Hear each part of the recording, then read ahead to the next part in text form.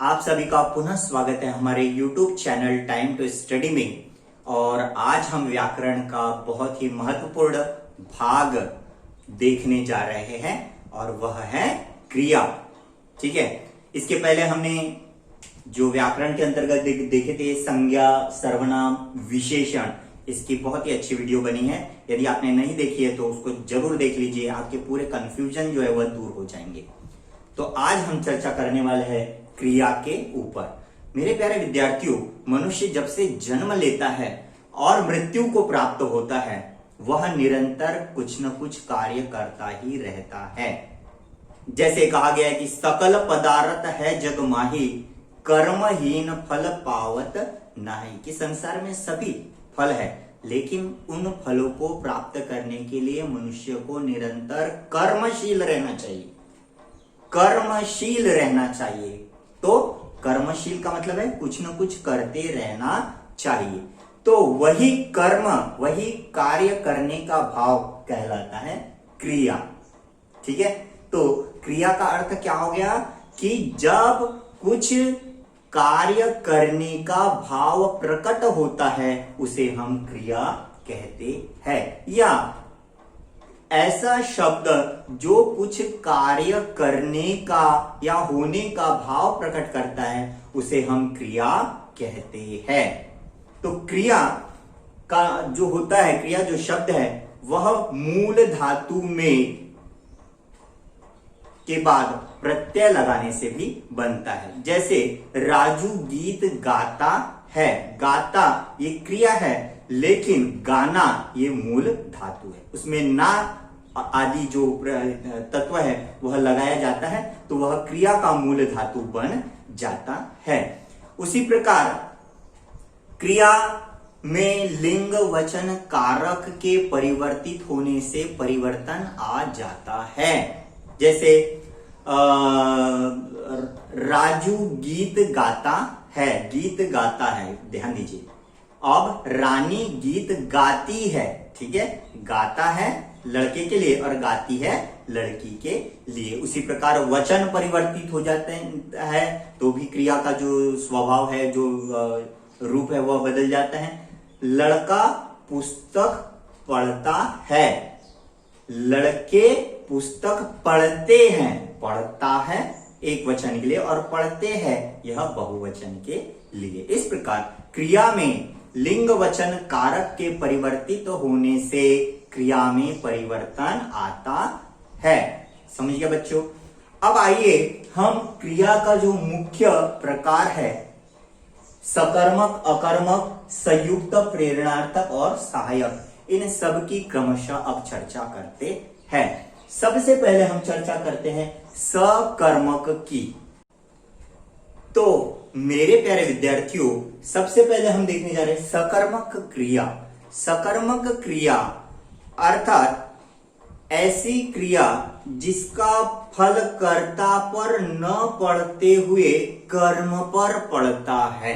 ठीक है, ध्यान दीजिए, ऐसी क्रिया जिसका फल कर्ता पर न पड़कर कर्म पर पड़ता है। जैसे उदाहरण, राजू पुस्तक पढ़ता है।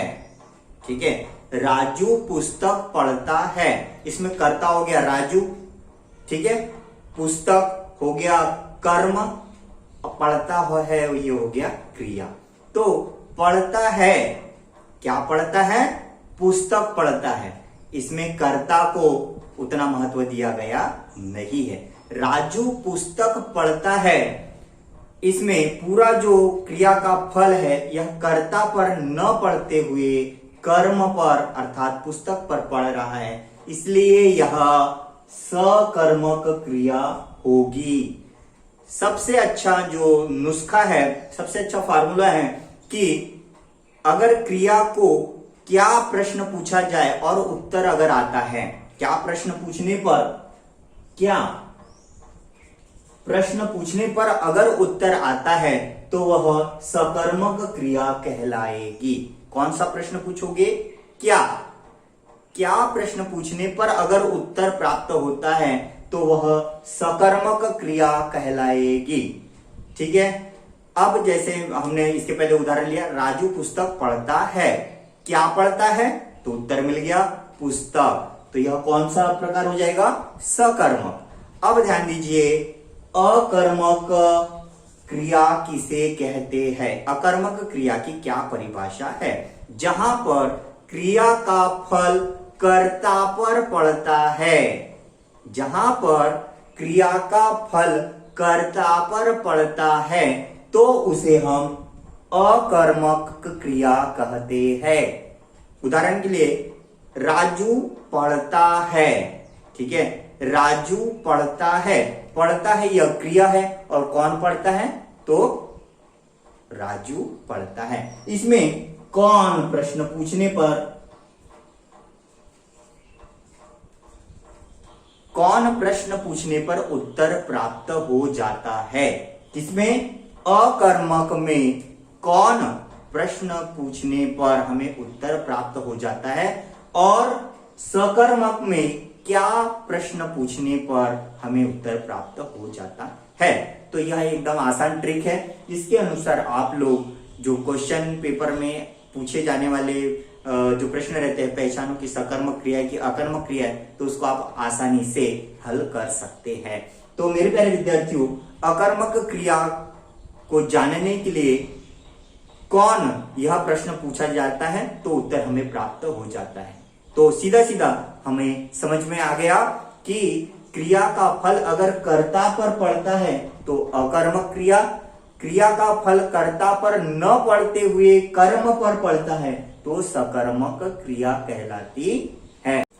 आइए विद्यार्थियों, अब इसके बाद हम क्रिया का जो दूसरा प्रकार है उसके बारे में चर्चा कर लेते हैं। दूसरा प्रकार है संयुक्त क्रिया। संयुक्त का अपने नाम से ही सिद्ध करता है कि यह जुड़ा हुआ होता है। मतलब एक, दो या दो से अधिक धातुओं से जब क्रिया बनती है लेकिन एक ही कार्य को वह दर्शाती है, उसे हम संयुक्त क्रिया कहते हैं। दो या दो से अधिक धातु जो है वह जुड़कर एक ही क्रिया का कार्य जब करते हैं तो उसे हम संयुक्त क्रिया यह कहते हैं।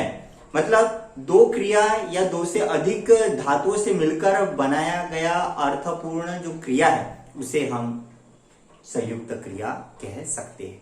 अब ध्यान दीजिए इधर, जैसे उसने पढ़ लिया, ठीक है, उसने पढ़ लिया, पढ़ यह पढ़ना और लिया यानी लेना, ये हो गई संयुक्त क्रिया। दोनों क्रिया जुड़कर एक ही जो क्रिया है उसका निर्वहन करते हैं। उसी प्रकार उदाहरण ले लीजिए, वह गिर पड़ा, गिरना और पढ़ना, यह दोनों आपस में क्रियाएं जुड़कर एक ही क्रिया को दर्शा रही है। उसी प्रकार बाबूजी आ गए होंगे, तो आ जाना, यह जो तीन प्रकार है ना, आ गए होंगे यानी आ जाना, हो जाना, तो इस प्रकार से यह संयुक्त क्रिया होती है। अब इसका जो अगला प्रकार है वह है प्रेरणार्थक क्रिया। यह प्रेरणार्थक, ध्यान दीजिए इधर, वह अपने नाम से ही सिद्ध करता है कि क्रिया जो है वह कर्ता खुद न करते हुए दूसरों से कराता है। आपको यह जो प्रश्न है यह पूछा जाता है कि प्रेरणार्थक क्रिया, दी गई जो शब्द है उसका प्रेरणार्थक क्रिया बनाइए, या दी गई जो क्रिया है उसका प्रेरणार्थक स्वरूप लिखिए। तो हमें प्रथम प्रेरणार्थक, द्वितीय प्रेरणार्थक यह बनाना पड़ता है। तो ध्यान दीजिए इधर कि किस प्रकार से, जैसे गाना, ये हो गया मुख्य क्रिया, गाना, गवाना और गववाना। तो वाना धातु में आना, वाना, लाना, लगवाना, इस प्रकार के जो तत्व है वो लगाकर जोड़कर धातु से नई जो प्रेरणार्थक क्रिया है वह बनाया जाता है। जैसे उदाहरण के लिए अगर हमने देखे कि राजू पुस्तक पढ़ता है, यह पढ़ता है, वह जो है प्रथम पढ़ना, यह मूल क्रिया आ गई। राजू ने अपने मित्र से पुस्तक पढ़वाई, पढ़ना, पढ़ाना आ गया द्वितीय प्रेरणार्थक। राजू ने अपने मित्र से अन्य को पुस्तकें पढ़वाई। तो इस प्रकार से जब कर्ता स्वयं न करते हुए दूसरे को क्रिया करने की प्रेरणा देता है तो वह प्रथम प्रेरणार्थक हो गया। और प्रथम प्रेरणार्थक के आगे भी और जिससे करवाते हैं तो वह कहलाता है द्वितीय प्रेरणार्थक। इस प्रकार गाना, गवाना, गवाना, रोना, रुलाना, रुलवाना, इसी प्रकार खाना, खिलाना, खिलवाना, धोना, धुलाना, धुलवाना, इस प्रकार से प्रेरणार्थक क्रियाओं का स्वरूप जो है वह बनता है। तो मेरे प्यारे विद्यार्थियों, आइए अब हम समझते हैं कि सहायक क्रिया होती क्या है। सहायक इसके नाम से ही है कि यह मुख्य क्रिया की सहायता करती है। क्यों सहायता करती है? तो अर्थ अभिव्यक्त करने के लिए, अर्थ को पूर्ण करने के लिए मुख्य क्रिया की सहायता करने वाली क्रिया को हम सहायक क्रिया कहते हैं। सहायक क्रिया करती, उदाहरण के लिए वह एकाएक रो पड़ी, मान के चलो वह एकाएक रो पड़ी। रोना ये हो गई मुख्य क्रिया, सहायक क्रिया पड़ी। रोना हो गई मुख्य क्रिया, पड़ी हो गई सहायक क्रिया। उसी प्रकार तुम रोज पढ़ा करो, तुम रोज पढ़ा, पढ़ा ये मुख्य क्रिया, और करो, करना, ये हो गई सहायक क्रिया। उसी प्रकार रोज बादाम खाया करो, है ना, बादाम खाया, खाना ये मुख्य क्रिया हो गई, और करो, करना, यह जो है वह सहायक क्रिया हुई। तो इस प्रकार से आज हमने देखा सकर्मक क्रिया, अकर्मक क्रिया, संयुक्त क्रिया, प्रेरणार्थक क्रिया और सहायक क्रिया।